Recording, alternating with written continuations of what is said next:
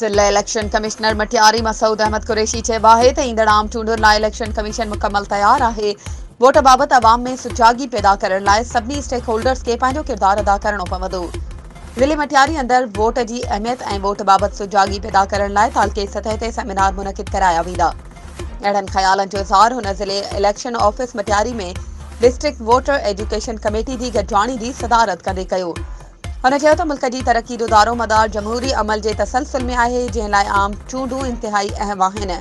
Voter पंहिंजे vote जो सही इस्तेमाल करे हक़ीक़ी नुमाइंदा इक़्तिदार जे आला ऐवाननि ताईं पहुचाइनि त जीअं अवाम मसइला हल थी सघनि। गॾिजाणी में additional deputy commissioner 2 Syed Junaid Shah, deputy director information Mohammad Sabir Kaka, additional director local government Najma Halepoto, deputy director livestock Riaz Ahmed Lagari, additional director ज़राअत ज़मीर अली, इलेक्शन ऑफिसर मटियारी मोहम्मद तनवीर समेत ॿियनि शिरकत कई।